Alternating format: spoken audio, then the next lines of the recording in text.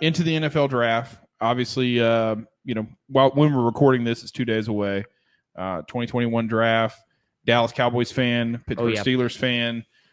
We them boys. Not a real diehard, but I like the Packers. I like the Saints. So, kind of have some interest in who they're going to pick. But so what we've done is we have essentially taken 8 different mock drafts across CBS, Pro Football Focus, ESPN's Todd McShay, Mel Kiper, the top NBC football, Sports. Either way, the top football 247 mock drafts. Yeah, anybody that you will online see a mock draft for, and we have condensed them into our own mock draft, into our own Beer Bacon Bros mock draft. And basically, we've picked like the first pick overall.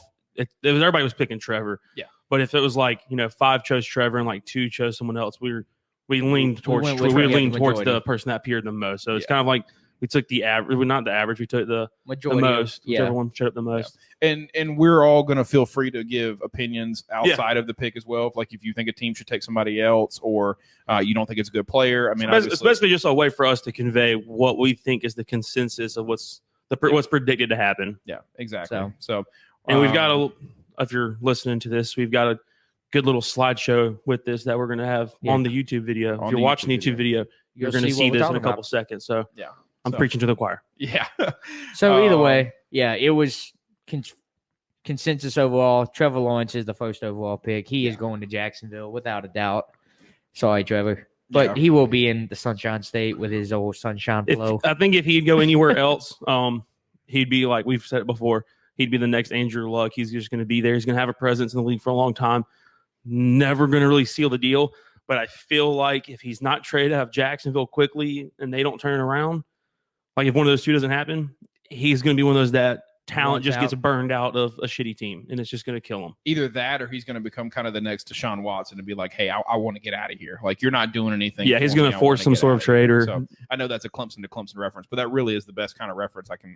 Ryan Tannehill would be the other one. He was frustrated in Miami and said, hey, I'm ready to go. And they got him to Tennessee.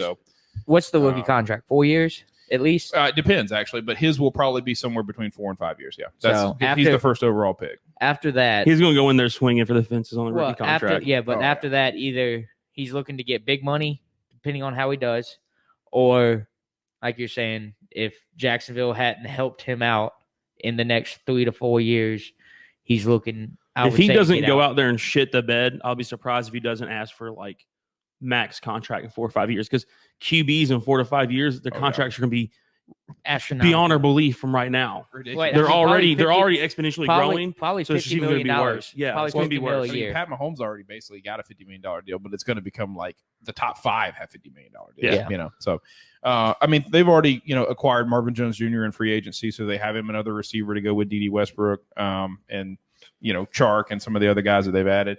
$100 million in cap space.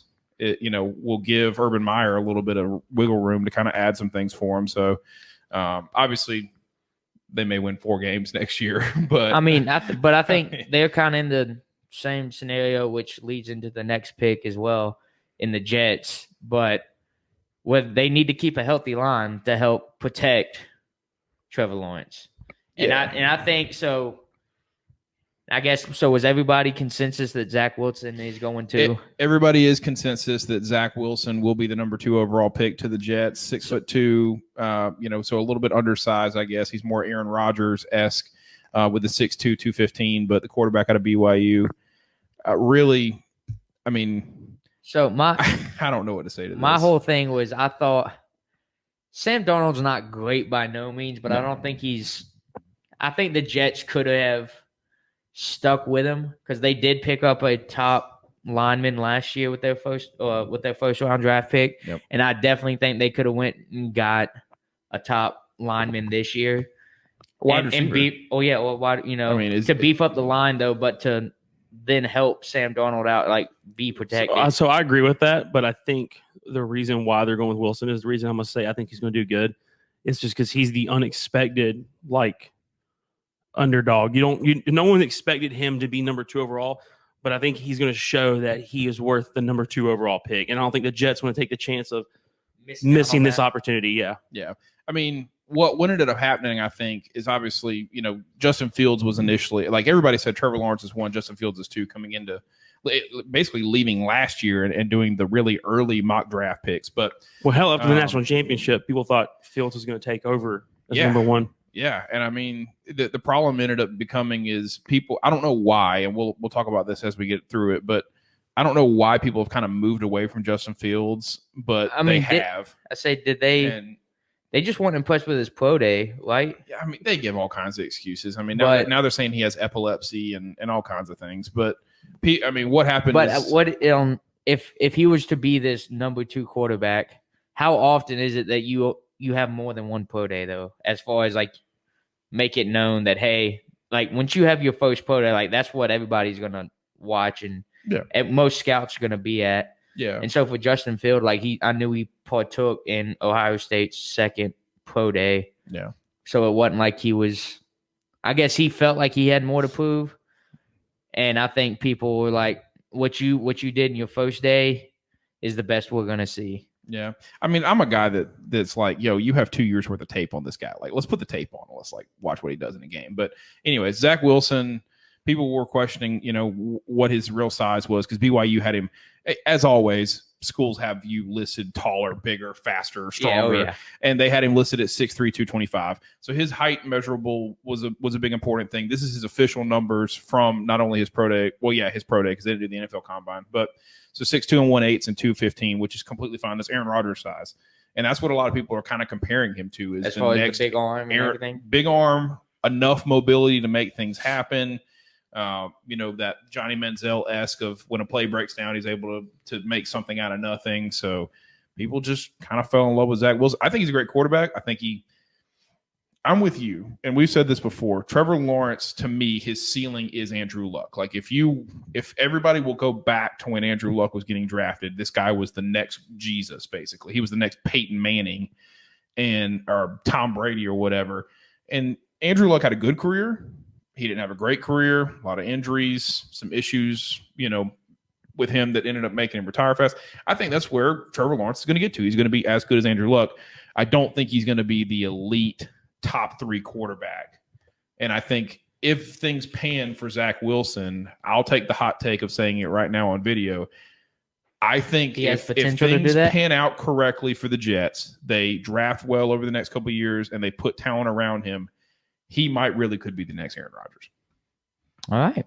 But I think Zach Wilson will do better than Trevor Lawrence if he gets the help. He gets the support he needs, or if not, goes to a different team. Yeah, I got you. Yeah. Any more for Zach? Nope. Get on Zach. The third pick. This is the hot pick. Don't say the name yet. There's a lot going on with this. The 49ers traded up into number 3 where Miami was. They flopped picks, basically 12 and 3, and then a couple other draft picks. San Francisco obviously had to give up more for Miami to feel comfortable making that trade. And Miami. They moved back into the top 6 with Philadelphia. Yeah, they've made a couple good moves to secure a couple. Yeah, picks. They've got draft picks secured around. I mean, Jacksonville's got 11, but Miami's got so many picks over this year and next year. Yeah. So I thought they did a very good job to essentially drop 3 spots to where you're not losing out on a blue chip player, but then to secure 3-4 other picks in the process. Exactly. So the third pick, everybody made this move, or when San Francisco made this move, everybody initially said it's Kyle Pitts. They're going after Kyle Pitts. They're getting Jimmy Garoppolo, this big tight end target, the next Jimmy Graham, the best tight end in the league, blah, blah, blah. Like, I mean, everybody feels like Kyle Pitts is going to be the next basically Travis Kelce and just an all-world tight end, number 1 tight end in the league.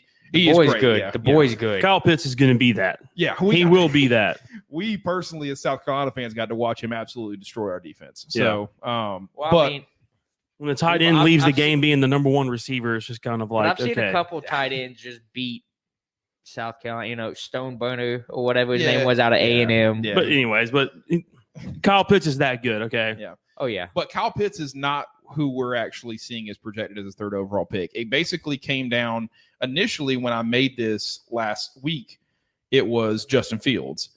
And then thankfully I was paying attention yesterday morning and it flipped. Basically San Francisco came out and they said, hey, we're picking between Trey Lance and Mac Jones. And then when I relooked at everything, everyone said Mac Jones. And so 3rd overall pick, we're saying is going to be Mac Jones. There's another Alabama quarterback being drafted high who probably would just have a trend of the previous Alabama quarterbacks and not do anything. Yeah. Unfortunately. I mean, A.J. McCarron was the first one to throw a touchdown from Alabama in the NFL for like 40 years. Yeah. It was like legitimately 40 years. Yeah, it was decades. So Mac Jones is good. I just don't think he's good enough. Do y'all know the controversy that's going on with this, though? No. Okay, so if you're a 49ers fan, I really feel for you. But basically what's happening is Kyle Shanahan, the head coach for the 49ers, says, I want Mac Jones. He's my guy, right? And they traded up to get the 3rd overall pick before even really discussing who they were going to take, which is dumb. But Kyle Shanahan, the head coach, says, Mac Jones, he's my guy. This is who I want. He can run my offense. I've had success with, Matt Ryan and Kirk Cousins and, these other pocket who they're comparing him to? Yeah, pocket passer style quarterback. Just pro style. Somebody that can manage the game, doesn't turn the ball over, makes the right decisions, doesn't obviously have any athleticism. I mean, Mac Jones is as slow as 38-year-old Peyton Manning, but Big Ben. He was as slow as Big Ben. He's as slow as current Big Ben, yeah. And then the rest of the organization, including the general manager, wants to take Trey Lance. Everybody thinks that Trey Lance is this diamond in the rough. We don't know enough about him. He's got the superstar talent, the body size, all this other stuff. So they're literally fighting over who to take. So is he? But what is he like the next Carson Wentz coming out of North Dakota? No, he's completely different than Carson Wentz. No. But as far as the big hype around him. Because everybody was hyped about Carson Wentz and what he did at North Dakota State. Yeah. And now I feel like Mac Jones is going to be eerily similar. It's going to be to Carson Wentz? Yes. Oh. Okay. It's going to be. He was referring to Trey Lance, but I think Mac Jones is going to be eerily similar to Carson Wentz. It's going to be a lot of hype. If he does make it somewhere, it's going to be because it was a team effort. Generally, was a team effort. Yeah. And then it's just. He's going to fizzle out. It's just going to fizzle. He's just going to end up going right to the middle of the. It's just going to be status quo QB, just middle of the road. Matt Ryan at best, and that's actually kind of what Kyle Shanahan wants. He doesn't want a superstar that he has to handle. He wants somebody that's level-headed like Mac Jones, and they actually feel like they could plug in a quarterback and go to the Super Bowl. Like that's how good they think San Francisco is right now, run game wise. Deebo Samuel's, and then of course that defense. So we'll see. We think it's going to be Mac Jones. It could be Trey Lance. We know it's going to be one of those two. So shocker, they are going with Kyle Pitts. That's what somebody asked me today. They were like, "What if they really traded up to get Kyle Pitts and then I don't want to. Well, I'll go ahead and spoil it. So at the 4th overall pick, we are saying that Kyle Pitts will go to Atlanta. That's what everybody else is saying. This was like a 7 out of 8 agreeing on Kyle Pitts.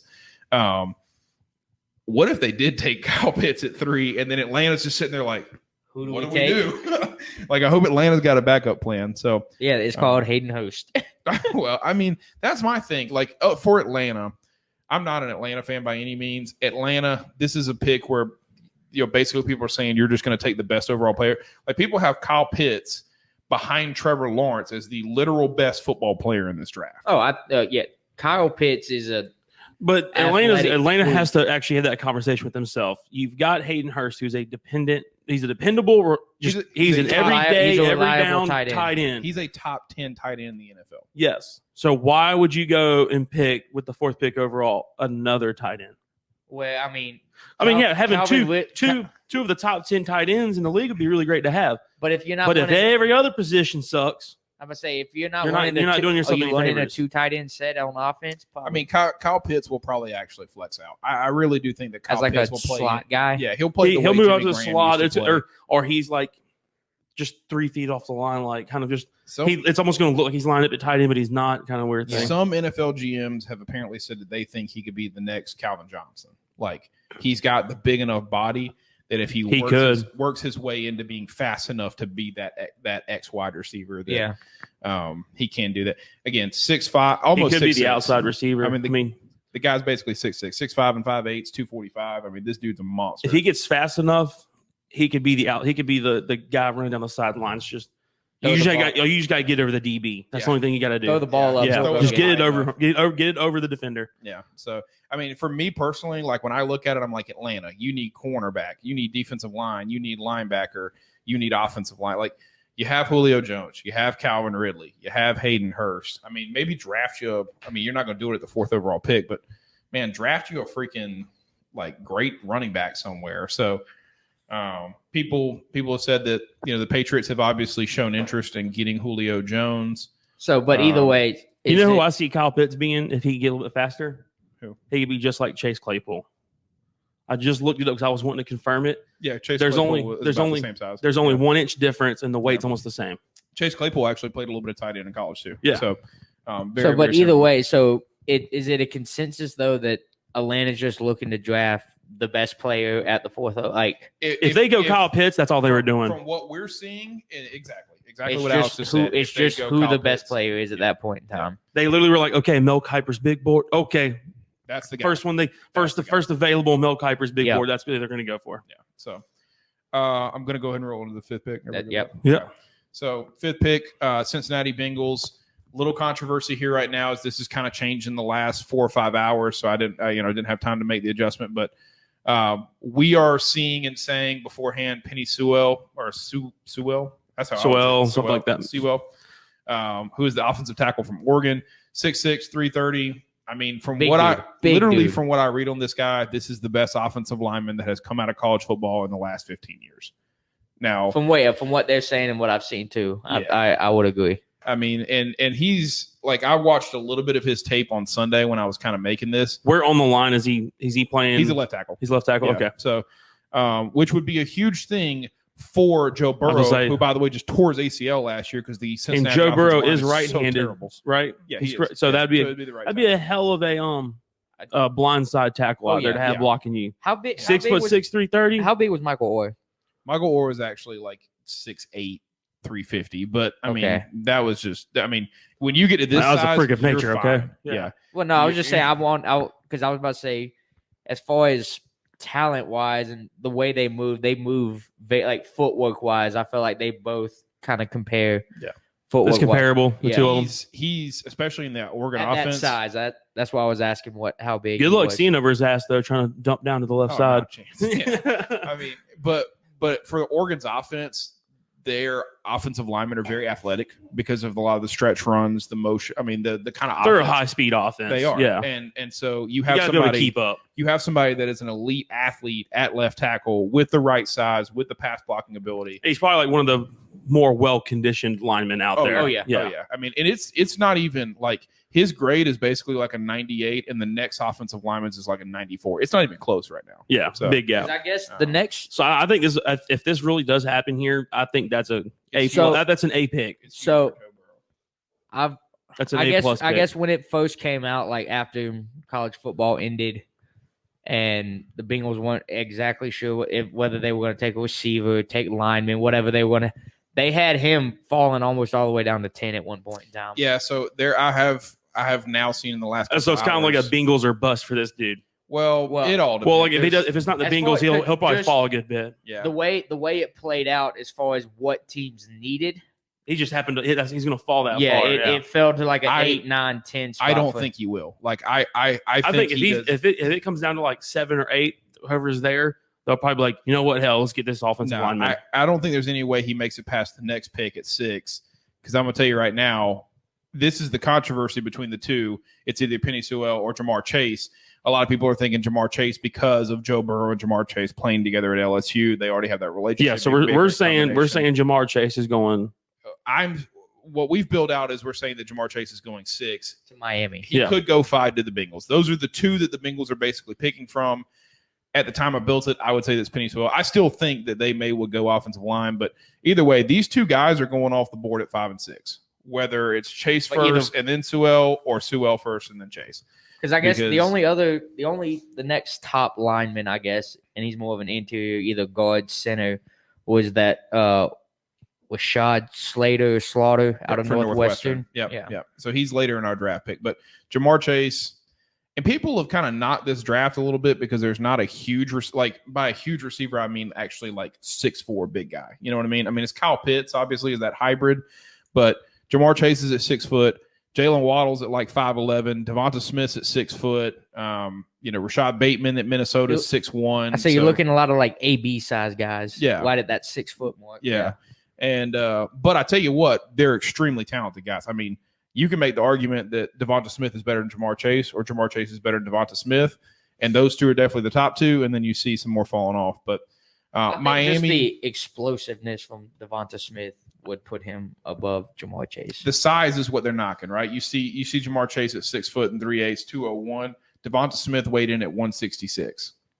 What's a big difference in the That's NFL? Huge difference. Yeah, I mean you got guys in high school that are bigger weight wise at receiver than that guy, and I don't mean just any I mean talented wide receivers in high school. So, but Jamar Chase would be exactly what Miami needs. I mean, Tua needs somebody that he can throw to that is stretch the field with. He needs a threat, and I don't mean this in any disrespect to any of the guys in Miami, but he needs somebody that can beat number one corners, and so Jamar Chase would definitely kind of make sense for that pick. Yeah, I agree with that. At 7, Detroit, this is where people can start to see a possibility of people trading up. If somebody likes Trey Lance, if somebody really likes Justin Fields, they see that Detroit can move out.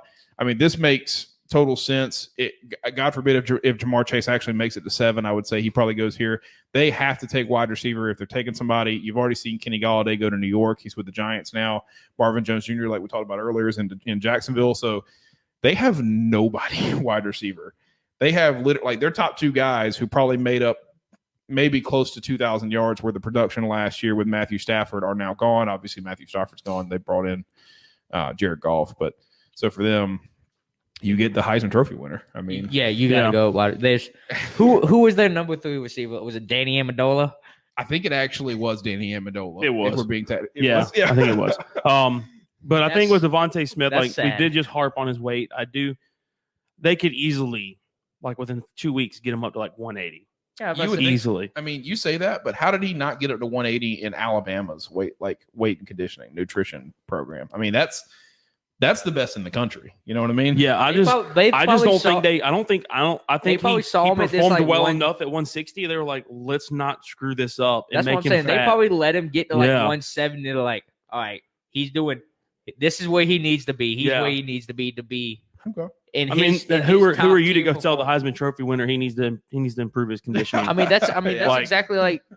I know you're the best player in the country, but you're not big enough for us. But now it's the next level. He needs to get that weight. I understand this is 2 different sports, but I was like when McGregor tried to go up to 185 or whatever it was to fight Nate Diaz. Yeah. It affects your body differently. He looked a little slower. That might be his natural walking around weight, but his fighting weight's 155. Yeah. And Devontae Smith, he might perform better at 160.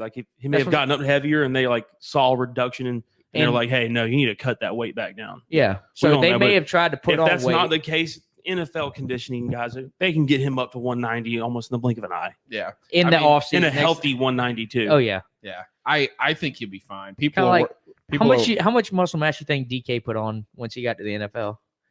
I don't know because he had 0.00%. It's whatever the amount that Hercules had. Yeah, it's whatever amount Hercules had. If you calculate his, that's how much he put on. Yeah, whatever DK did work for him because he went to that combine and people were like, "Oh my God, this dude is a god." I'm moving to my on deck beer. Yeah, that's fine. So. But yeah, like you're saying, I think he could easily get up to that 175, 180 range.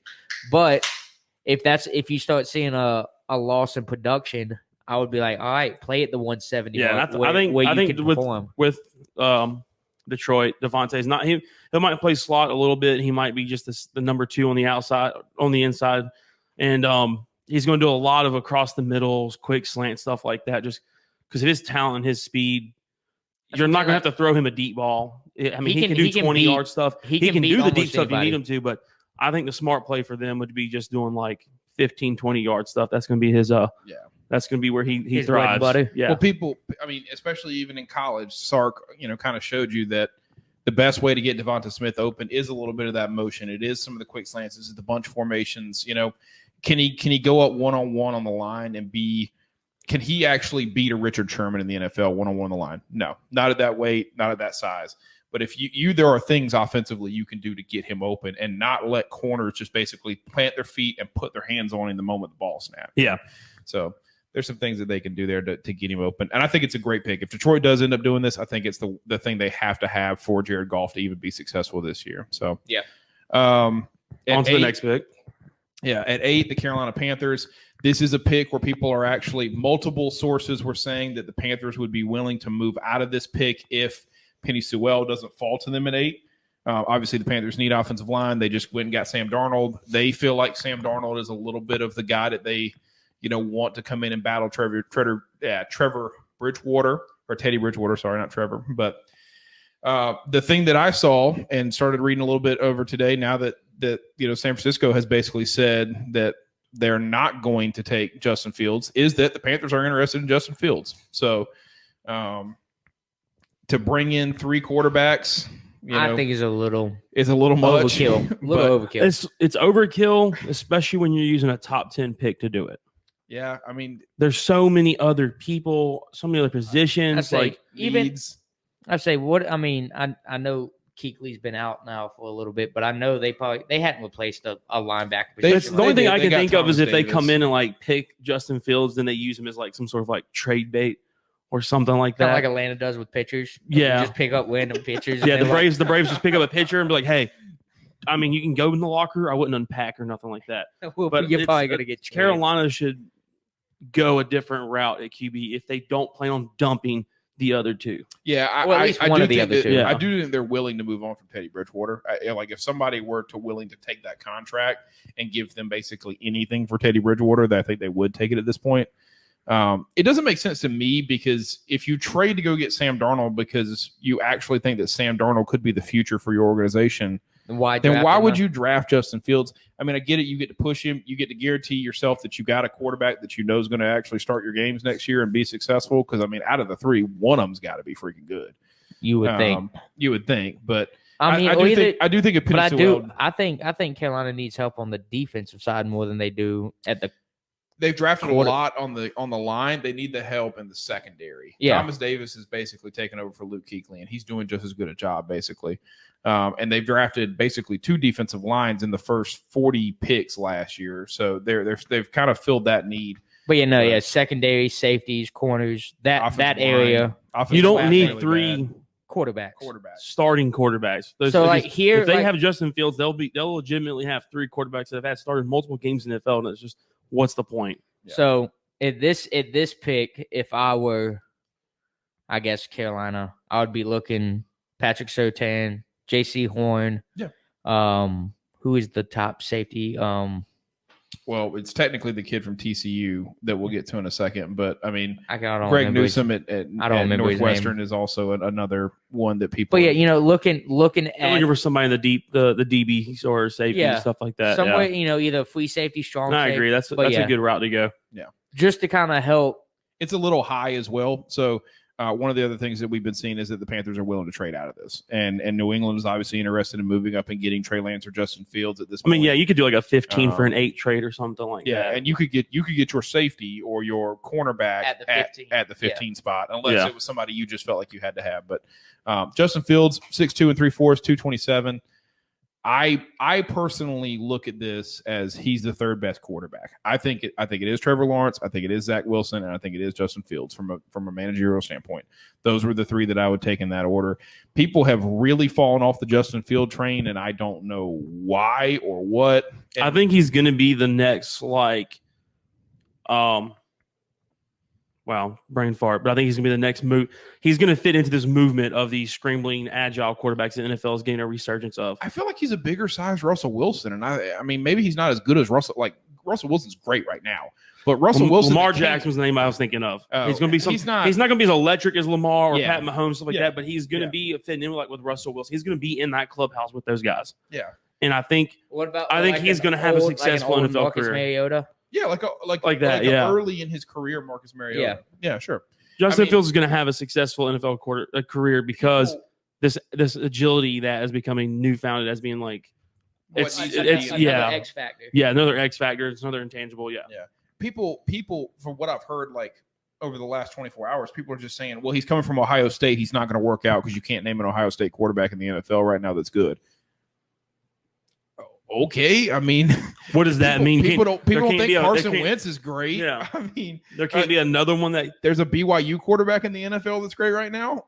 No, I mean, that's just a terrible take. So It's like how do you hold that? Because I mean, like you've got quarterbacks like Ben Roethlisberger came from like Miami of Ohio, just like exactly. people can come out of nowhere. People are allowed to make Delaware. people are Tony allowed Romo to was be from like Eastern Illinois. yeah, you're allowed to be the I mean, first of Jimmy whatever Garoppolo's because from I mean that's just the way it works. You know, he could be one of the first great quarterbacks to come out of Ohio State in the modern era or whatever. Yeah. Who can't go off of that shit? That's just dumb. That's a dumb but take. we said the same thing about Mac Hey, Jones. by the way, Jamarcus Russell was from LSU, and no other great LSU's quarterbacks ever come out. So you shouldn't draft Joe Burrow 1. Yeah.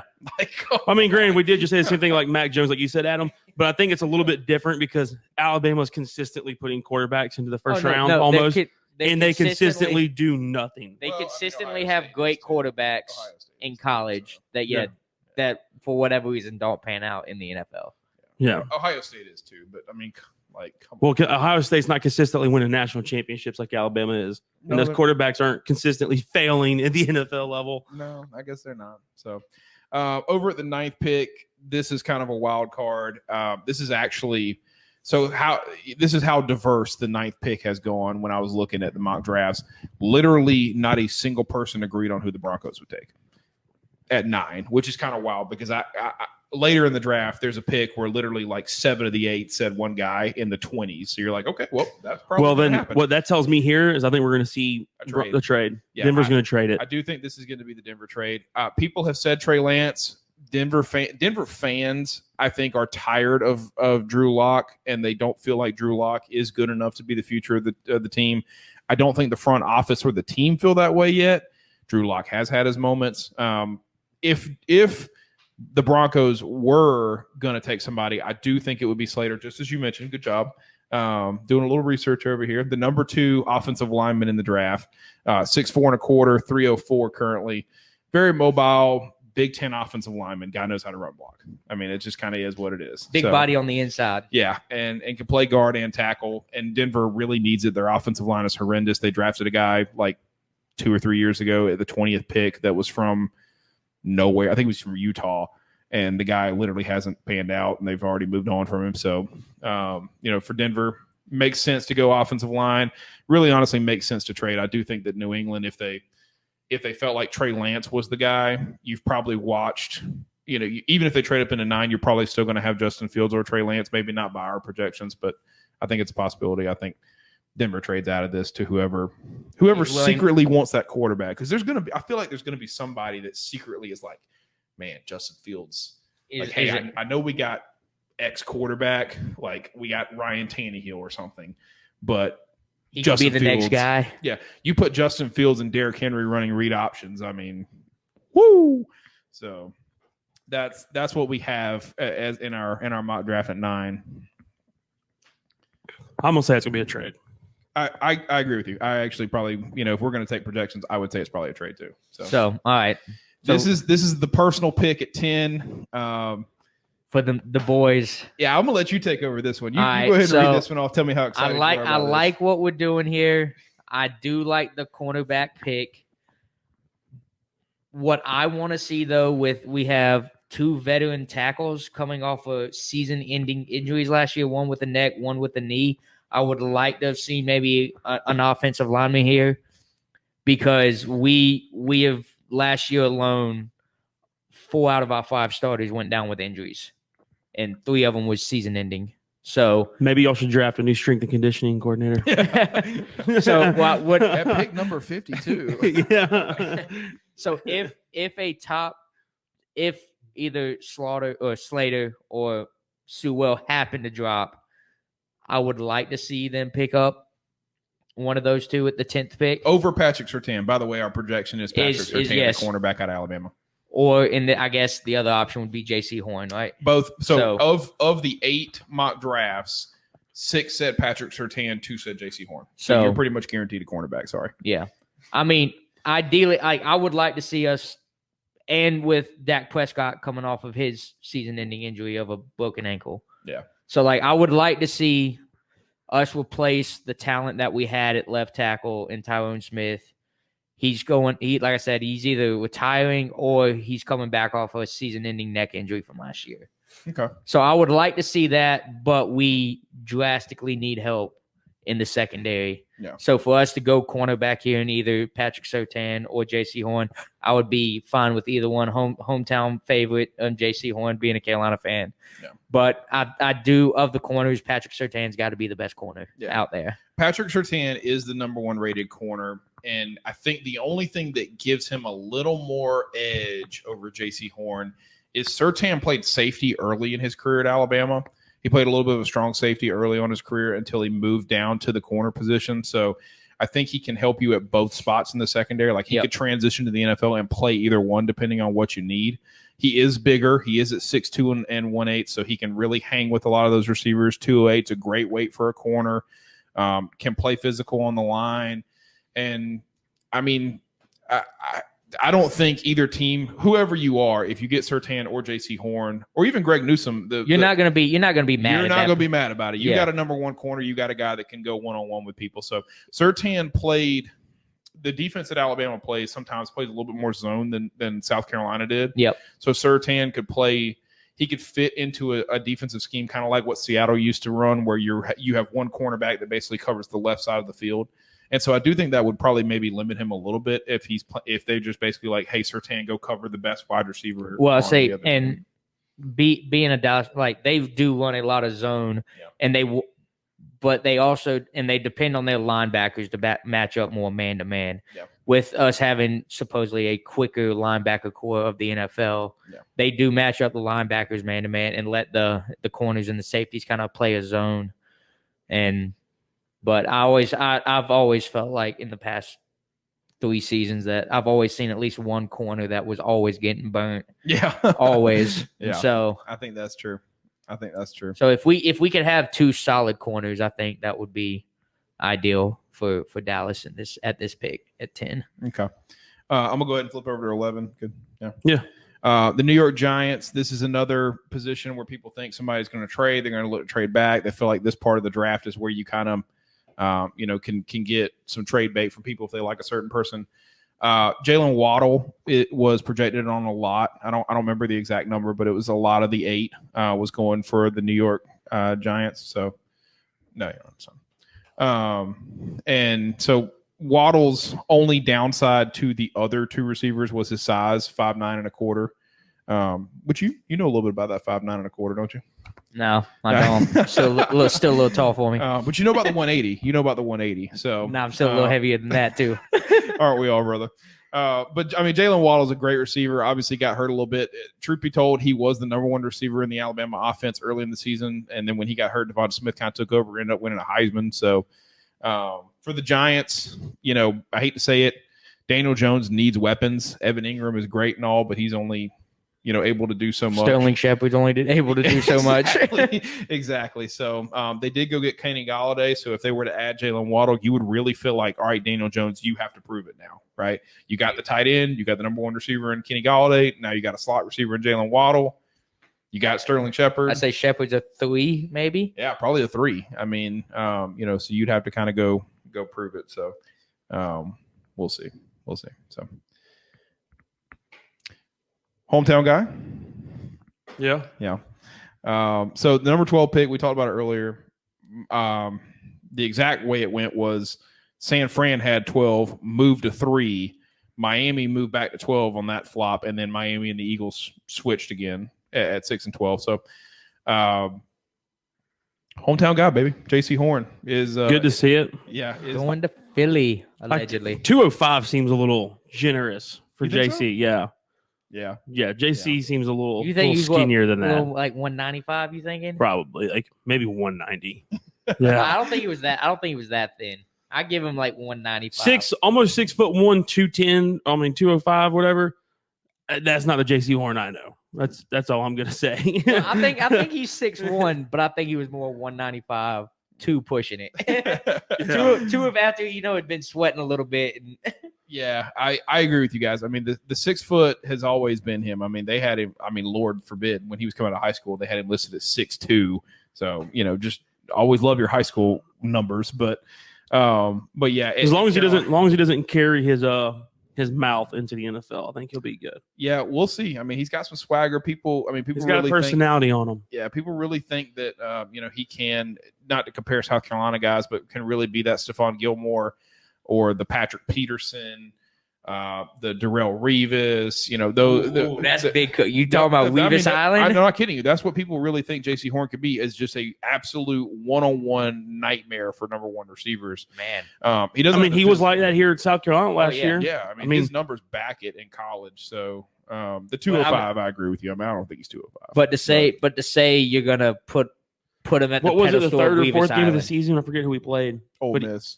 Auburn. He actually shut down like Auburn's number one guy. Like he only three targets or something like that. Yeah, and he had 2 or 3 picks in the game. So he didn't college stat wise. Like if you just look up, hey, how many interceptions did you have? How many tackles did you have? Like those don't carry real great for him. I mean, he didn't have a whole lot of interceptions, but if you look at the amount of times he actually got thrown at in college, I mean, it was less than 4 times a game, no matter who he was matching up with, even in Alabama. Offenses, they literally avoided the dude. Yeah, that was the same thing. Was it Jalen Ramsey last year? And you don't have to be a pick six kind of guy, constant interception kind of guy. If you make an offense constantly avoid one person, that's good enough for the NFL. Oh, heck yeah. I mean, yeah. Or same thing. I'm gonna throw you on the number one receiver every time, and if they avoid him, hell, we took that dude out of the game. Exactly. Or if you're a defensive lineman and you say you played left end, you're like, nah, I'm not running it to the left side of my line. All right.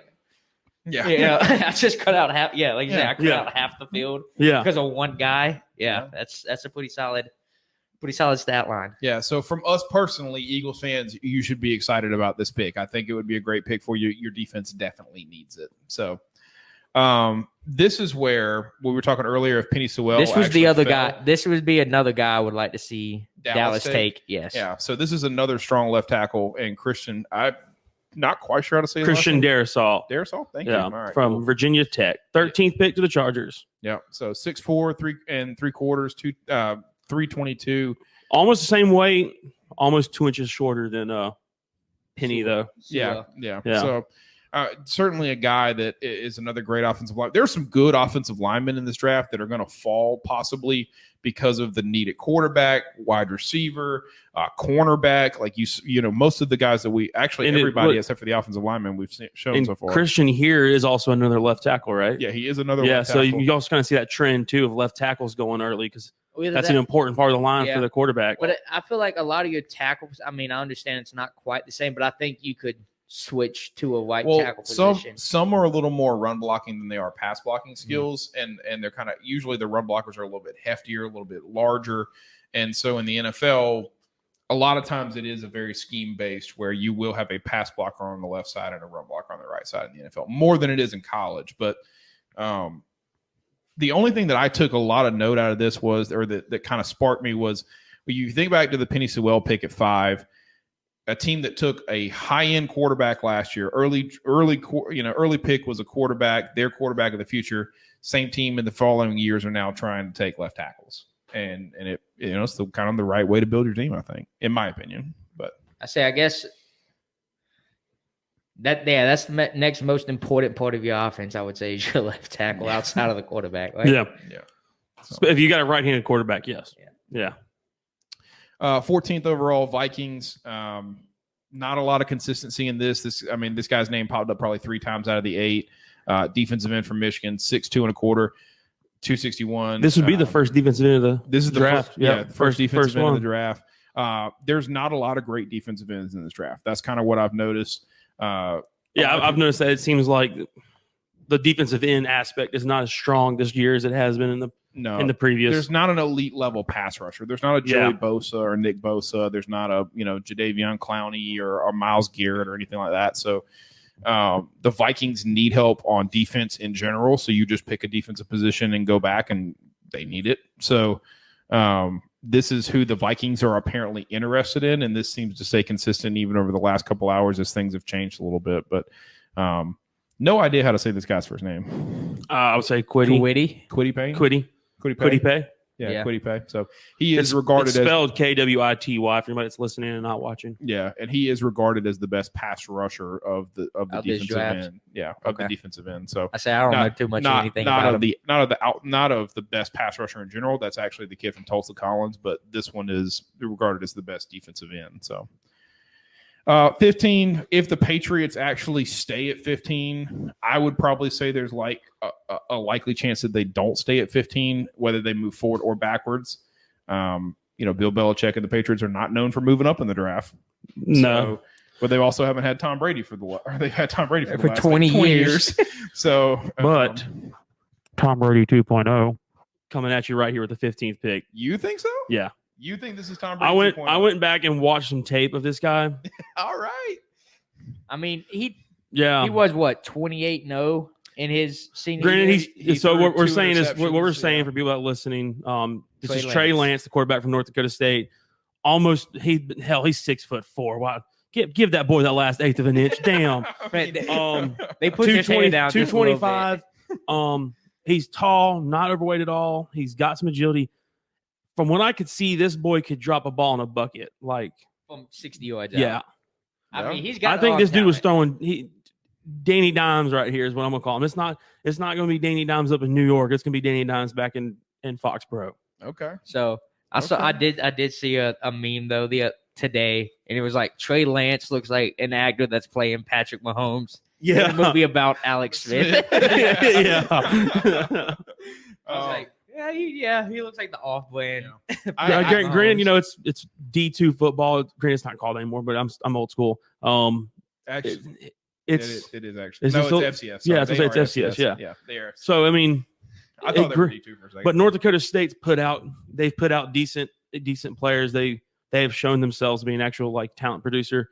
I think this kid's legit. I think Trey Lance is the real deal. How do you feel about Trey Lance? Or do you know enough to even have an opinion? I also think it's going to be one of the same things where Tom Brady was not a super talented kid when he got to New England, but the situation he was thrown into and the environment he was thrown into is going to make evolved him him into that. And I think they're going to do the same thing with Trey Lance. So I think he has like the same hype coming out as Carson Wentz. Okay. As I stated earlier. So I think people are excited to see this kid and see what he can do. And just solely based off his senior year of going 28, he threw 28 touchdowns with 0 interceptions last year. Yeah, it wasn't last year; it was the year before. Well, but yeah, his final season. his fine. Well, he actually did play a game this year and didn't look real well. He threw 1 touchdown, 2 interceptions, but that was just kind of like one made up game so that they had something on him. Yeah. Basically, I mean, North Dakota State literally played that game for him in the fall, and then now they're playing in the spring with the rest of the FCS crew. But I mean, just think about the emotions going through his mind right now. You went to arguably the best Division II FCS school in there for the past 15 years, but to be talked about being drafted 15th overall to the Patriots. do you know his backstory coming out of high school though? No, not his full Okay. backstory. All right, here's what I'll do. So how many Power 5 schools do you think offered this man a scholarship? 2. I'm going to say 0. 1. Minnesota offered him a scholarship to play safety. And he wanted to play quarterback. He wanted to play quarterback, and he walked on at North Dakota State and won that job after Carson Wentz left. Well, that's kind of what who did that at Alabama? The kid was recruited to play something else, but he's like, no, I want to play this position. Najee And Harris. Nick Saban was like, I'll let you play running back. Yeah, Well, yeah, it's a little different. It's a little different, but This kid still. had 2 stars. It's to his obviously name. worked out for this kid, though. You know Yeah, what I'm saying? it's worked out for both He of them. he stuck to his guns, and it worked out for Yeah, him. so But I guess I- but what Najee Harris like a track star as well. no, Najee Harris was a middle linebacker and a running back, and he was a 5-star athlete. He was actually titled an athlete coming out of high school, But and a lot of people wanted him to play middle linebacker, including Dabo Swinney at Clemson, and said, you're going to play linebacker at the next level. You're not going to play running back. And he told Nick, he was like, I want to play running back. Nick's like, come on, baby. Yeah. Wait, so then I think I can do that. it wasn't him that was the track star. It was the one that's at the Colts. Nair Himes. Najee, yeah. But he went NC State. I think he was the track star is who I'm he thinking was. of. You're right. But we don't, if I'm giving my personal thing, obviously our mock draft says that the Patriots are picking him at 15. I actually feel like Bill Belichick actually really kind of likes Trey Lance. I think Bill Belichick is thinking, all right, I know This is Bill Belichick's Jimmy Garoppolo 2.0. I think it is too. I think it is. Yeah. Too. Because I think he knows, all right, we know who's going 1, 2, and we know who's going 1 and 2. If San Fran doesn't take Trey Lance at 2, I think the Patriots will move up into 7, 8, or 9, somewhere along that stretch that we talked about. And try to secure it. And try and get Trey Lance. Yeah. Try to go up and steal him. Yeah. I do. I actually It's also, we've seen this in the past few years. We've talked about it, and I'm just going to say it. We're going to move on because it's a whole nother topic we can get into. It's also if Robert Kraft agrees with that because we've seen that there's been big arguments in that. Yeah. But anyways, we're going to move on to the 16th overall pick because that's a conversation we could have gotten into for 40 minutes. Yeah. Patriots fans will talk to us about it personally. Yes. But 16 overall, the Arizona Cardinals. A lot of different names at this pick. This was somebody that came up 3 times, regarded as the best interior offensive lineman in the draft at guard. No idea how to say this kid's name. I'm Aaliyah Vera Tucker. Okay. All right. Out of Southern California, the not real USC. Aaliyah or Elijah? Oh, Elijah. That's probably Elijah. It could be Aaliyah though. I could have sworn when it was coming like NFL Combine Day. That's what I thought I remember them saying. Okay. Like, I'm gonna say Aaliyah because I think Elijah would have the H in a different spot. Okay. But anyways, all right. 6'4.25", or 6'4.5", sorry, and 308, regarded as the best interior offensive lineman. See the if way you're, again, we get back to it. Young quarterback drafted just 2 years ago. He's already got DeAndre Hopkins. He's now got James Conner at running back along with Kenyon Drake. Where you need to fix? You need to the fix offensive line. Especially now with a next level talent of running back like James Conner you just picked up. You've already had the talented QB that it's also agile as well. Yep. If you get a good offensive lineman for those 2 guys back there, you're opening up so many different avenues. The other when I guess when Combine Day was coming up, they listed Slater as the number 1 guard. Okay. Yeah. So he was but he literally moved from center. It was like he was like the number 2 center, the number 1 guard, and like the number 3 tackle maybe. So I mean, they had him listed like he could literally play from center to tackle, whatever position that they really needed him at. Yeah, and I mean, if somebody has played on those lines, I mean, this guy's got a tackle body. I mean, you add a little more weight to him. 6'4.5" plenty big enough to play a tackle. Yeah, but I mean, your guards are usually the shorter guy because the QB obviously needs to be able to try to see over them. Yeah. A little bit more agile because you'll have pulling guard plays, especially with the more agile offenses you're seeing, which Arizona is most likely going to start adopting more, having a scrambling quarterback and a talent like James Conner. Yeah, they're already there. They're going to adopt that a lot more. Yeah. I think it's a big good pick. Yeah, he won't have to adjust to uniform colors changing too much. You know what that Yeah. that red and yellow to yellow from Southern Cal to Arizona. Yeah, not bad. So I don't think he really cares about that. That was just my little random well, tidbit. I mean, who knows? Maybe his high school was red and gold too, and he's like, yes, yeah, baby. So it's James Conner did that, but he's a traitor. He did. He stayed in Pittsburgh. Pittsburgh High School, University of Pitt, and Pittsburgh Steelers. Yeah, but They he said, wanted more money, baby. I think Pittsburgh let him walk. They were like, no, you're I good. think Pittsburgh did let him walk. So But anyway, 17th we'll pick get to that in a overall. couple picks. So the Raiders now in Las Vegas and sit at 17. People don't think this guy This guy, I feel bad for him. Micah Parsons, middle linebacker, Penn State, well regarded as the number 1 middle linebacker, well regarded as the best linebacker in the whole class. Huge dude at 6'3" and 1/8, 246. So I was about to tell you, go back to the preview, go back to Aaliyah or whatever, and then go back to this dude. Mm-hmm. Yes, there's only about 60 pounds separating between him and an offensive guard. Yes, as a linebacker. Yes, and at 6'3", 250 as a linebacker. That's stout. That's stout. And if his muscle fat, if his body fat is below 5%, that boy's built like a brick shit house. Then that is just a ton of damn muscle. Like, my God, he is. I mean, I don't know his exact body mass index, but he is. The first thing that stood out to me was when we brought this guy up was like 250. Like, God, it's just between. Like no, the fact that he's just 6'3", 250. That's a smaller frame to pack 250 on. Oh yeah, but look, especially at a linebacker. That's a good looking body. He looks, yeah. I mean, I think this dude. Thick. I think the this boy dude is thick. I think this dude just knows how to pick up heavy things and put them back down and then pick them back up again. I think that's just. There's no fat on him. I think he's just pure muscle, man. Yeah, I mean, Do we know what his 40 time is off the top of our head? Yes, Oh, you actually, do? it's You it's 4.6 or 4.65. All right, so you're talking about 250 running at you at 4.6 speed. Yeah, That's So That's going to be a little bit of a hard hitting. so if you were to actually look at the not the mock draft itself, but the actual like player rankings from 1 to whatever, Micah Parsons is actually in the top 5 of all the players.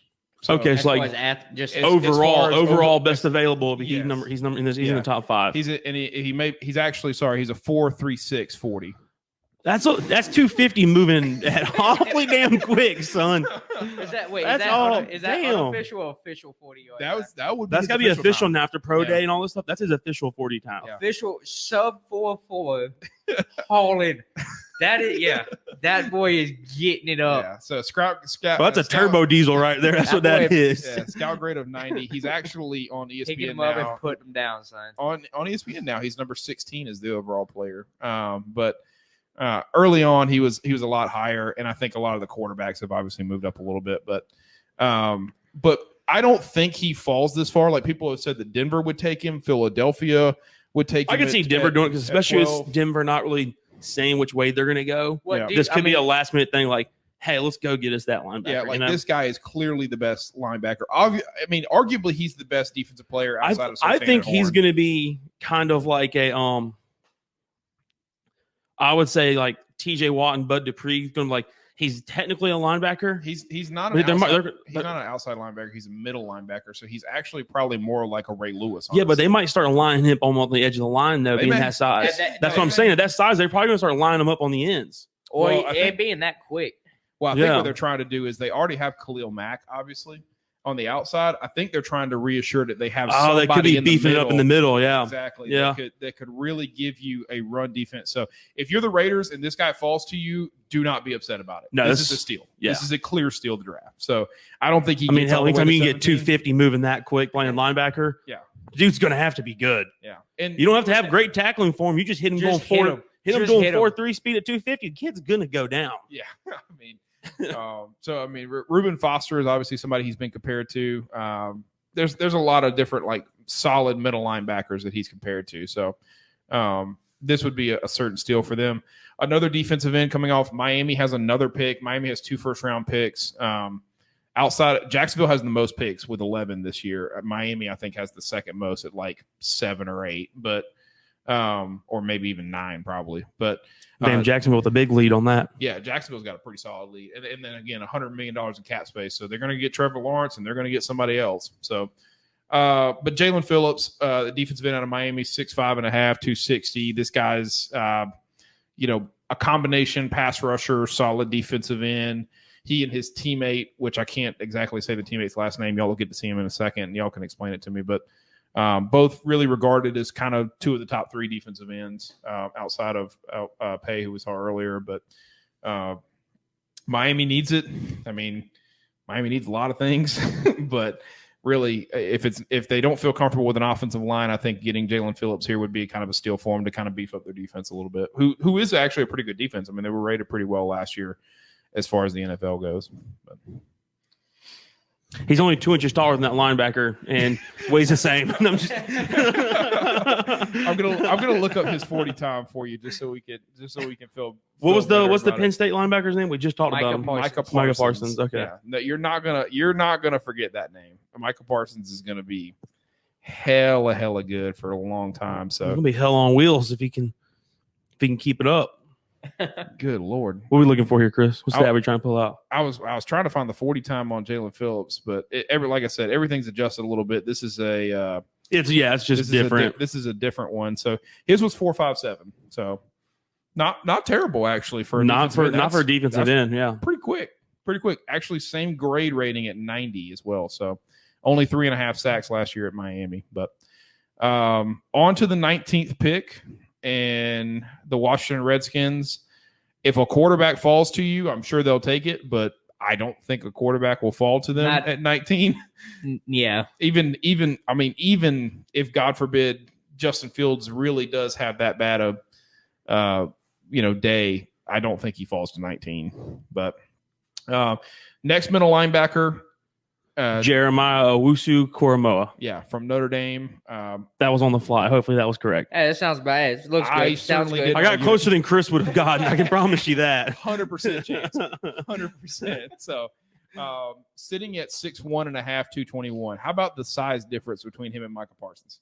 Big difference. But this guy here, I feel like he's just a little bit more agile. He's He got the same legs as the quarterback he's sacking in this photo. Yeah. So, all right, I guarantee you he did not want a sub 4.4. I can get. We'll find it. We will find it. You think Micah Parsons got those tree trunks that just move him at sub 4 speed? No. Once you get 250 going, Yeah. it's hard to stop. Yeah. When he did his 40, the Penn State had to get like the strength and conditioning guys that like to catch him as he ran He past. had rugby players at the end. Yeah. The, bunch of rubber bands he had to run into to slow him down. the real difference between Jeremiah and Micah really is that They don't have it listed. it doesn't have it listed. But they have him as an overall grade of a 91, where they had Parkins as a 90. Yeah, Parsons, my bad. well, there's a little bit of flexibility in Jeremiah. He can play inside and outside. He can cover. I was gonna say with his space. size and stuff like that, I feel like he's bouncing around. It just depends on the scheme and what's going on. He is a little bit more of an athlete per se. So Yeah. So I think that's kind of the difference between them. And I think obviously, Washington needs all kinds of help, not on the defensive line basically, and not. Well, actually, they need help outside of defensive line. So if they were to get somebody like this, They also need a team name. Like we need a mascot there now. Yeah, I really do. I really do kind of hate it. It's just maybe it's a personal. If they thing. keep it as the football team, that's just lazy. It really It's just is. lazy. It really is. Bring back the Senators, man. Bring back the Senators. That's Bring cool. that back. Yeah, I don't care Yeah. what they are. They can be the Washington Bombers for all I care. I don't know. Okay, Chris. You Yeah, think getting rid of the Redskins to go into the Bombers is going to be okay in today's political climate? No, probably not. Okay. Like I said, I couldn't really care less. But I want them to have a team name, obviously. 20th overall pick, Chicago Bears. The Bears need everything. They could use a quarterback. Maybe they move up, into snag. 9. They really, you don't need a running back. You don't really need a wide receiver with Allen Robinson. You could use tight end, and then your defense is really great. So what they really do need is offensive line. And Tevin Jenkins has been a name that popped up on multiple ones. This guy is a absolute, he's a bulldozer, basically. So this dude is this the guy that run blocks for Chuba Hubbard? Yes. Yeah. Yes. I was gonna say That's Chuba in the back, and that's his guy that he's following every single play at Oklahoma State. that's a big boy, dude. He That is a big boy. 6'6.5", 320. This dude is everything you want in a run blocker. Chicago, obviously, Matt Nagy's scheme. He's just plowing holes in defensive lines. That's Yes. yeah. And Matt Be a Nagy, good pickup for Chicago. Like you said, they definitely need help all across the board, but you can't ever go wrong with picking up a solid offensive lineman when you don't have a solid offensive line. Yeah, and they feel really comfortable, in their run game. Matt Nagy is a guy that likes to run the football a lot from an offensive standpoint. Chicago fans, I'm sorry that he's taken over the play calling again. I don't know why he hires an offensive coordinator if he's just going to do it all himself. So, but for you as a Bears fan, you probably should be excited about this. I think this would be a really good pick for you guys.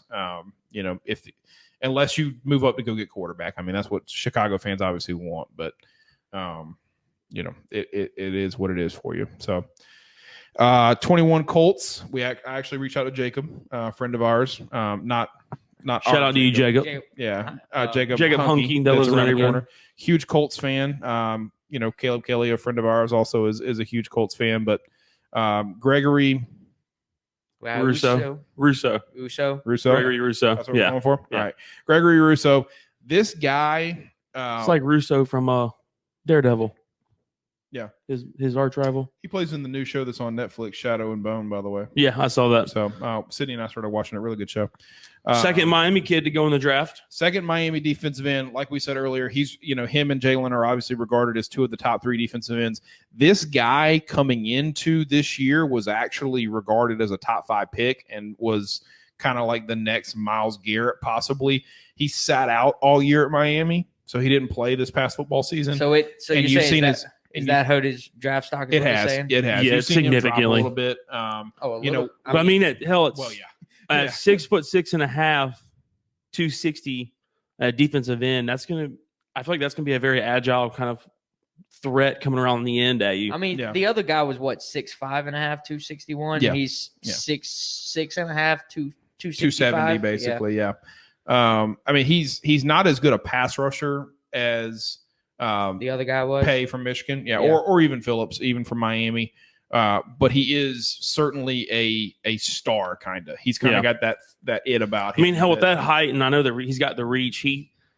Pass rushing, as long as he just even kind of like just Get a pushes hand out and then just jumps up, gets a hand on it. I mean, yeah, he's going to be able to disrupt passing lanes just alone off of that. Or even on one plays, like he may not shed the block, but if you got a damn arm on the guy. Yeah. He's going to be able to reach for out and Paul grab on him. it, Yeah. Yeah, and he's actually very versatile too. So for the Colts, they have typically played in a 4-3 defense, but he actually can fit into a 3-4. That body size, he can play either one of the ends in a 3-4, and then in a 3-4, he would make a great, larger scale defensive end that's probably going to be on the run side on that left side of that defensive line. So.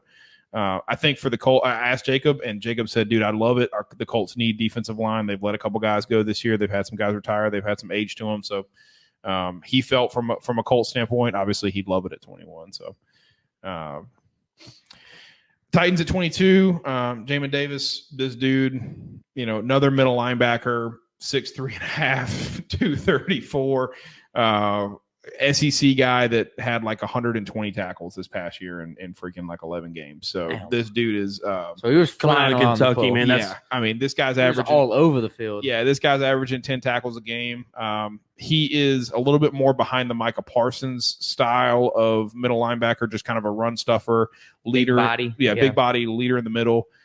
Titans need it. I mean, as great as the Titans are at being the best run team in the NFL, they are really terrible at blocking the run. So from a defensive they standpoint, were the worst run defense last year, were they not?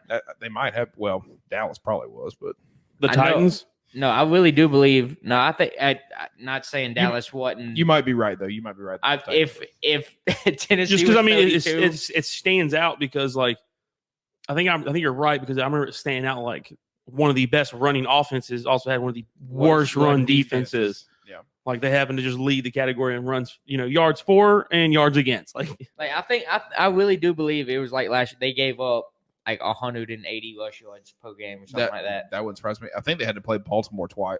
No, they only had to play Baltimore once. But If Tennessee was at 32, I wouldn't be surprised if Dallas wasn't like 31, 30, or 29. Somewhere in that range. Certainly. I mean, y'all had the literal just worst defense ever last year. But Wait. for Tennessee, if you get this guy, I mean, you should feel really good about it. I mean, he's a great, tackling leader, vocal, quarterback of your defense kind of player.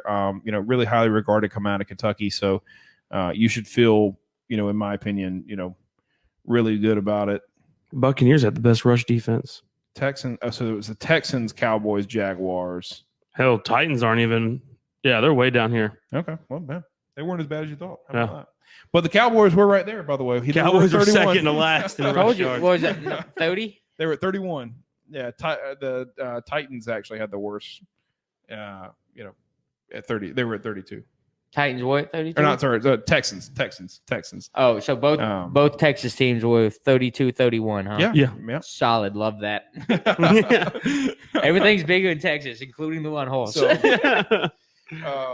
well, on to 23, the Jets, they have 2 first-round picks this year as well.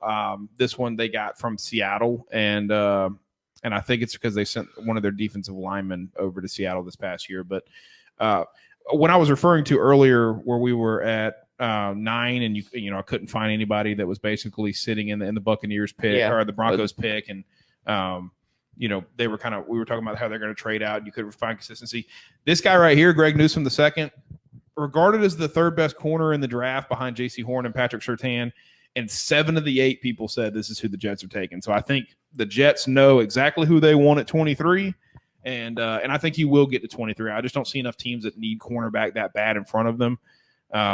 Again, that don't need it worse than another position. Yeah, worse. Yeah, they've got other needs that are more important. Yeah, 6 foot and 3/8, 192 out of Northwestern, and 3 consistent 6 foot corners. I mean, you're starting to see a little bit more of that at the college level and the NFL level where they don't want 5'10" corners anymore. They want guys that are at least it's because you're getting your 6'4" receivers. Yeah. Yeah. So It's no longer. I mean, you can have your standouts and like AB, who's at the 6 foot mark, Devonta Smith, who's at the 6. But yeah, most of your 6'2" or better is what you're looking at the receiver. I would say his average height is 6'2" or better. yeah. So if you don't, I mean, a DB can be a little bit shorter as long as he has the ability to just.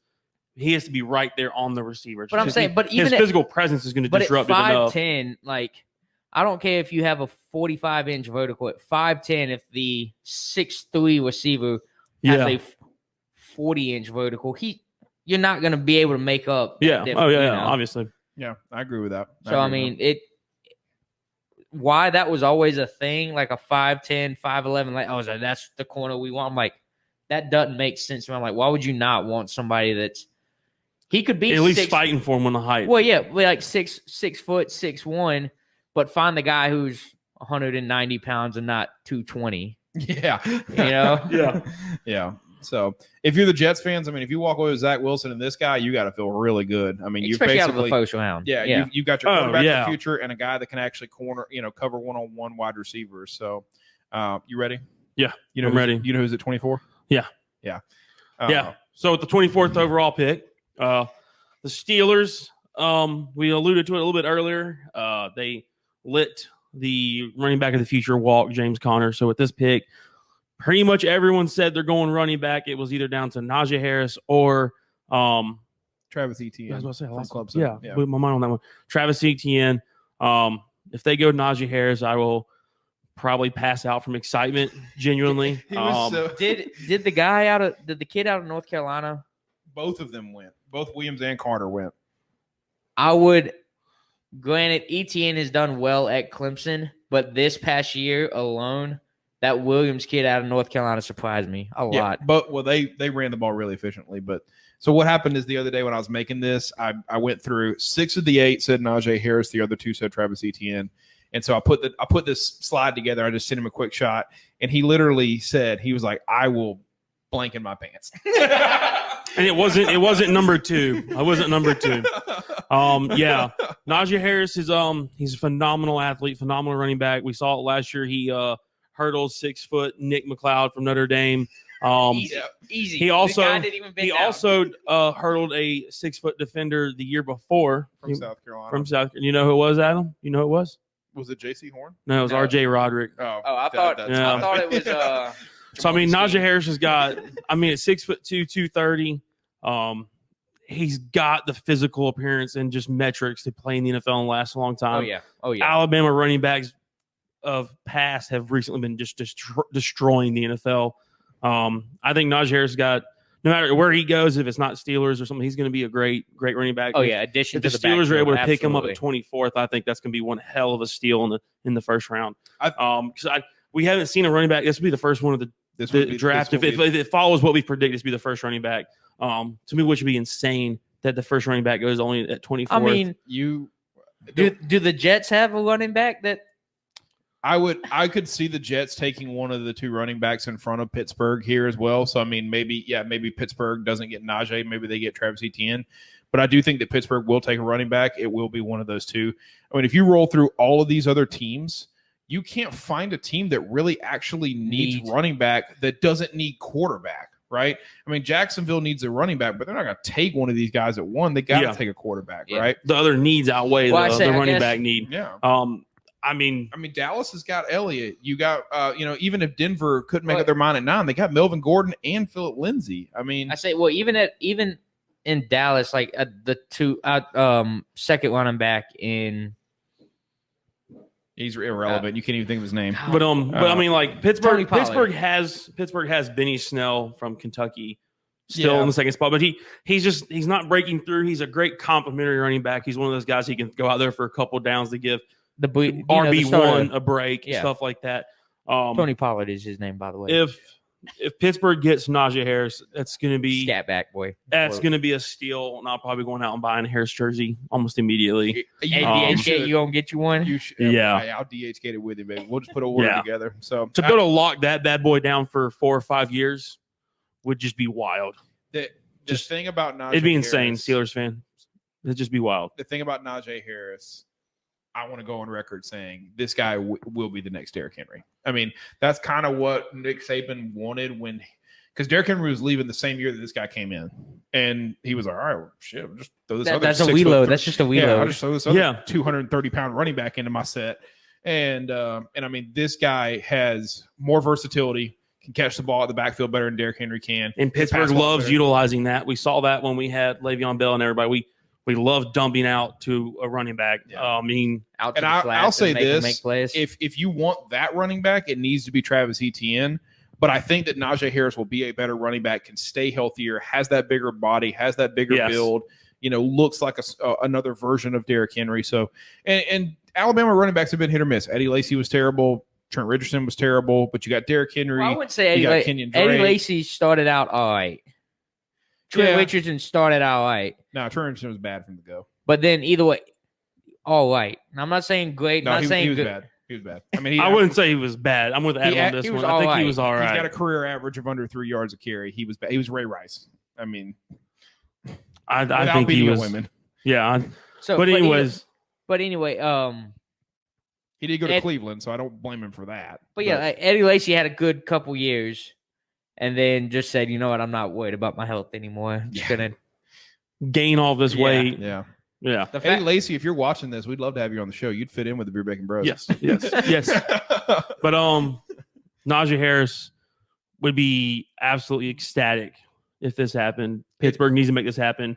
If somebody wants to try to trade out earlier, we should jump up and get it. Like, I don't think you need to. I mean, that's it. I agree with you 100%, and I'm not a Pittsburgh fan. Just want to be clear about that. This would be an absolute steal for the Steelers, having literally just let James Conner walk away. Yeah. If you got one of those two guys at 24, holy crap. I mean, that's a steal. But there's just nobody in front of you that needs running back. And that's more than another position. Yeah. They're not dying for running back like we really are, you know. The Jets could take it. The Titans have Derrick Henry. The Colts have 3 freaking running backs. The Bears, I mean, they got Perry, what's his name? He came from San Diego State a couple years ago.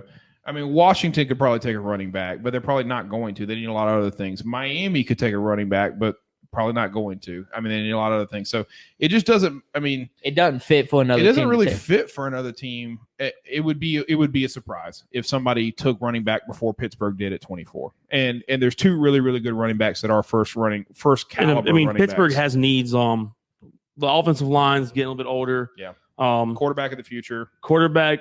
I think they're banking on the quarterbacks we've already got, which it's okay. Give those guys another year. Receiving core is not really that hurting. I mean, maybe a few spots here on defense, but I mean, honestly, if you answer the running back question immediately in the first round, you can fill all those other holes with the second, third, fourth, and fifth. It makes you, if you get Najee Harris at 24, it makes you a team that really has a chance for a Super Bowl. Yeah. I mean, just to be completely I'll have to take Devin up on his bets about how Cleveland's going to sweep the Steelers this year. If you get Najee Harris, 100%. Yes. 100%. All right, so on to 25, so we can move a little bit farther on. Jacksonville sitting at 25, another team that we talked about has 2 first-round draft picks. 3 of those so far, as far as I can remember. You got the Jets, the Jaguars, and the Dolphins. But Caleb Farley, a lot of people end of the college football season said that Caleb Farley was the number 2 corner behind Patrick Surtain. People got to see J.C. Horn a little bit more. They got to see Greg Newsome a little bit more. Caleb Farley is not – he's got a big body at 6'1" and 7'8", basically 6'2". 6'2". Call him 6'2". Yeah, basically 6'2", but he isn't very physical. Like, he could – if he puts on a little bit more weight when he gets in the NFL and they work with him a lot in the gym and they get him on the practice field just being a little more physical. You can get him up to 210. You can. It just is. I think sometimes a little bit of football is a mentality standpoint. Like, yeah, but you have to mentally make him become more aggressive. Yeah. But at the same time, if you don't have to be hands on at the line, but can still lock a player down, it can work for you. Yeah. Like, if I don't have to jam you at the line and I can take my step or 2 back and kind of then either work in, or I'm not going to let you beat me deep.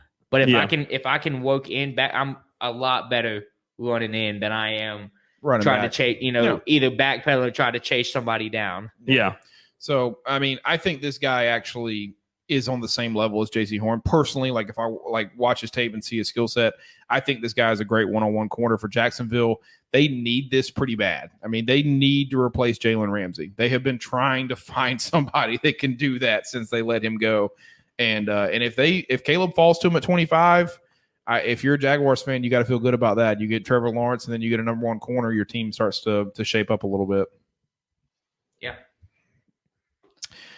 Of course, I reached out to our relative Cleveland Browns fan here at 26 and said, hey, Christian Barmore is the guy that we're seeing. 4 of the 8 have said that, he's going to be the guy that Cleveland drafts at 26. How do you feel about it? Instantly, it's not who, Devin Collins wants, because Devin Collins is a general manager of a, NFL team. And there's just no way that it'll happen. I really hope Cleveland, just personal spite, I really hope Cleveland takes this guy. Like, as much crap as Devin's giving me, I really, really hope Cleveland takes this guy. If Cleveland does take this guy and he lines up in the middle of Jadeveon Clowney and Myles Garrett, they might have the best defensive line in the NFL.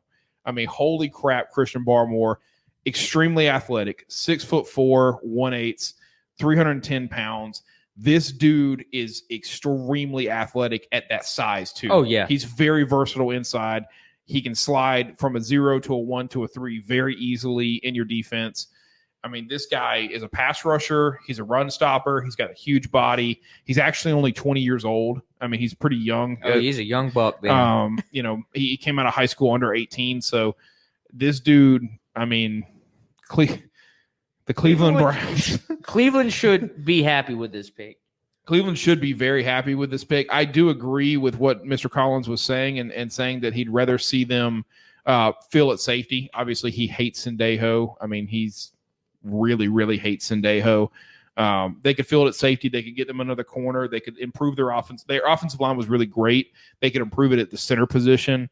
I say, because speaking of that, either is it Leatherwood?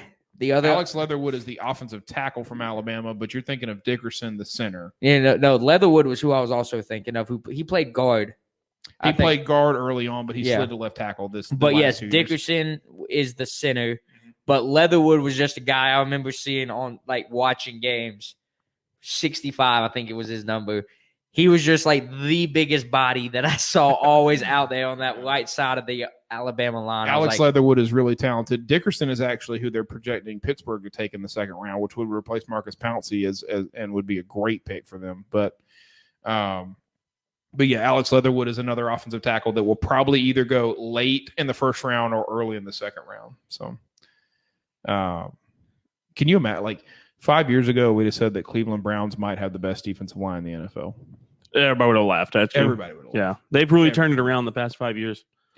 Literally every. Like, I'm kind of okay with, like, Devin talking crap about them beating the Steelers and stuff, because it's like, because I can just respond back with just like, it took them long enough. I'm about to say, yeah, they have finally. It was bound to eventually happen. After having 15 years of the first or second pick. Yeah. You should be able to put a team together. Yeah.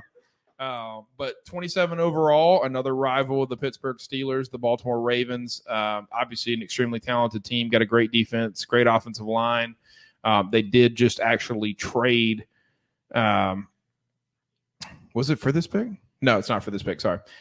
They did actually just trade Kansas City for their right tackle in Orlando Brown. So Kansas City has a new right tackle that is 6'8" and like 255 pounds or 355 pounds, and regarded as one of the best run blockers in the NFL. But Baltimore needs wide receiver, and everybody has shown a couple of different wide receivers. Kadarius Toney. It was his name escaped me, from Minnesota for a second there, but Rashad Bateman from Minnesota. So you have a couple of wide receivers. Obviously, we saw a bunch of them go early, and this is kind of like the second wave of the guys coming through. But Kadarius Toney is a guy that they think, or at least most of them thought, that Baltimore would take. Really kind of an inside slot receiver. He's not an X or a Y. I mean, he's not somebody that can step outside and play on the bigger corners. But Lamar Jackson is not somebody that really throws to those receivers anyways. I would say because he's just as tall. I mean, hell, Patrick Surtain was 2 inches taller than this guy. Yeah, Patrick Surtain was, and Patrick Surtain, had to play on when they played. I think it's gonna be rough for this guy to have a career. He'll probably bounce from team to team, just being a slot guy. I mean, yeah, It's. I mean, he's going to be like he's going to have to be like the next Julian Edelman or something. He kind of is. I mean, he's going to have to follow Edelman's work ethic and play type and stuff like that. Yeah. I mean, he is really essentially the Danny Amendola, the Julian Edelman, the you name it, Chris Logan, like whatever. I mean, anybody that you can think of that's kind of that inside slot receiver, third down, kind of get open guy. Cole Beasley. Yeah. Yeah. Cole Beasley, actually. Yeah. I mean, that's fair. That's really a fair assessment. I mean, that's kind of when you watch his tape, that's kind of who he is. So, New Orleans Saints picking 28th. People think that they'll go corner if a Farley or a Greg Newsome actually falls to them, but I don't think it will. Just from looking at all the draft picks. So this was another thing where, I mean, if the New Orleans, if they really don't believe that Jameis Winston or Taysom Hill can be the quarterback, would maybe move up and get somebody that they feel good about. But right now, a lot of them showed Terrence Marshall Jr., who is the other wide receiver from LSU. Marshall actually sat out this year at LSU. It was just Jamar Chase and actually, sorry, I need to flip that. It was Jamar Chase, not Terrence Marshall that sat out. Terrence Marshall did play this whole year.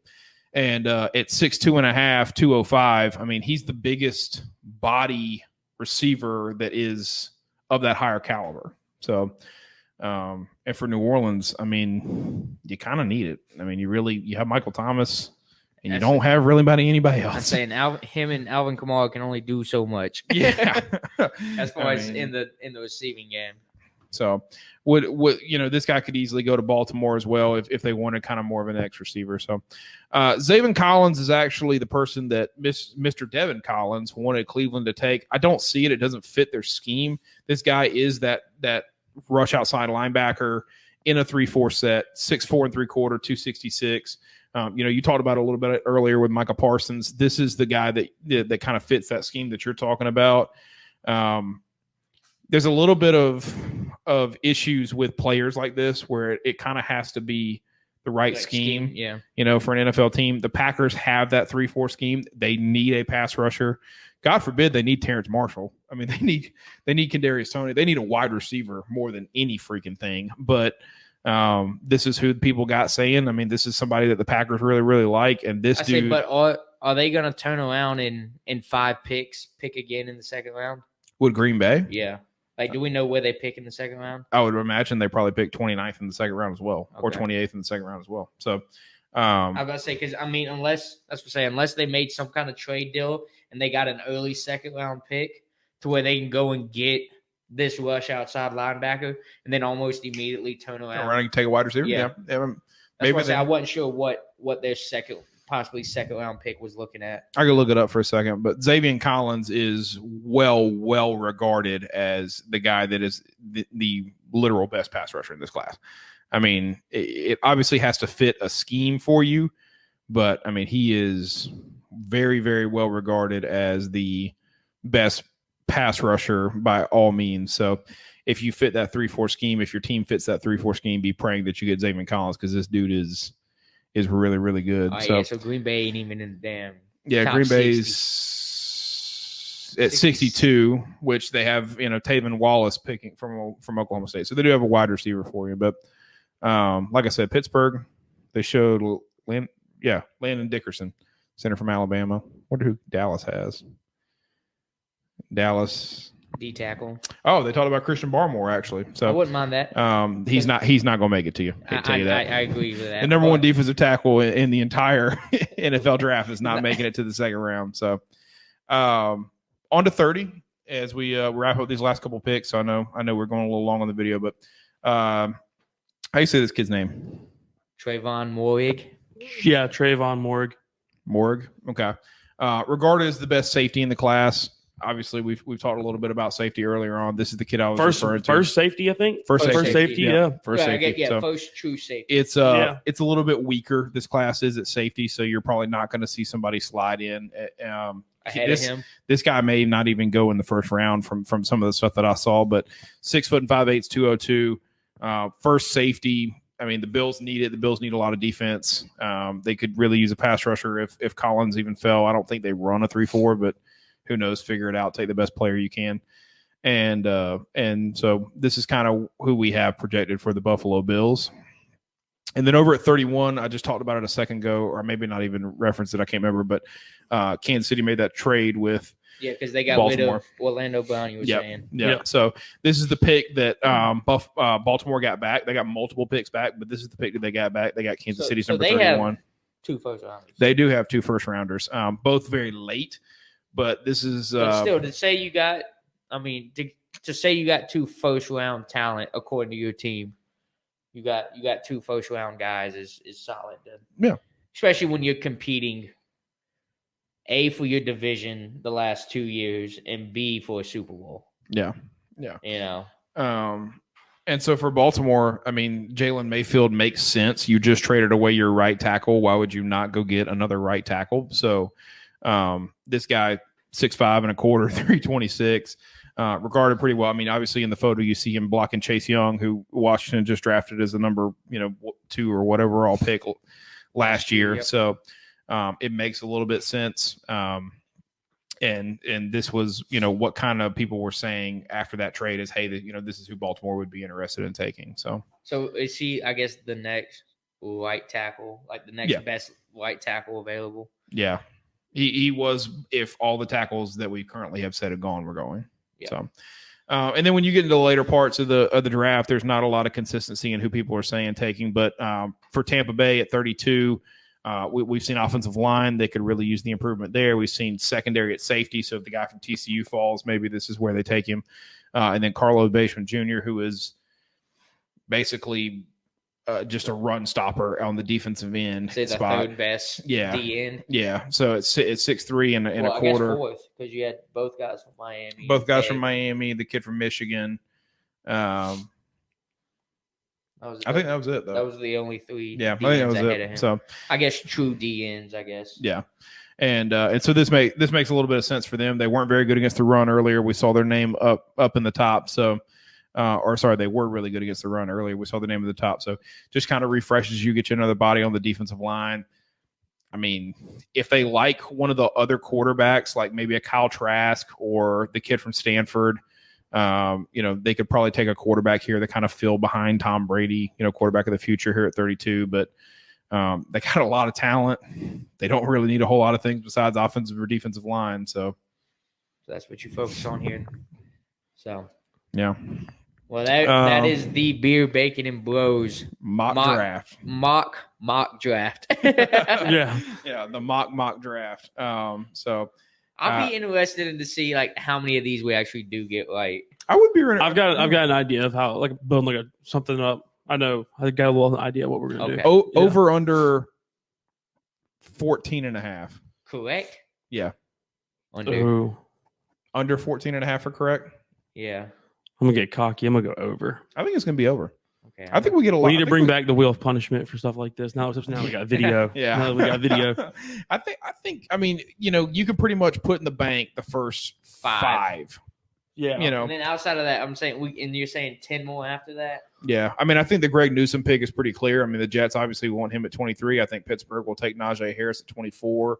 I think we're probably going to be right about Patrick Surtain at 10. But I guess what's going to kill us though is if there is some trades. Some last minute trades, draft day trades, and people moving up. Yeah, I mean it could happen. So, he and I will take the over 14.5. You'll take the under. How about that? That's my plan. I'm taking the under. All right. So, any more things for the draft? You feel good about it? I feel good about the draft picks. Yeah, I think we've got to knock a good mock up there. Yeah, I think we're good. Yeah, that is the Beer, Bacon, and Bros big board. If you'd like to see it on YouTube later. The triple B. And if you have be the quintuplet B. Yeah, 5 Bs. Beer, Bacon, Bros big board. Big board. Okay. Yeah. I like it. And if you want to, please comment on this video. Let us know whether you agree or disagree. Agree or disagree. If you're a fan of a specific team and you feel like you really liked our pick, or you'd like to hire us as your GM, just let us know. I'm happy to do that as well. So, but definitely engage with us. Let us know what you guys are thinking on that. Make sure to like this video, comment on it if you got something to say, and subscribe as always. So share it, send it to people too, please.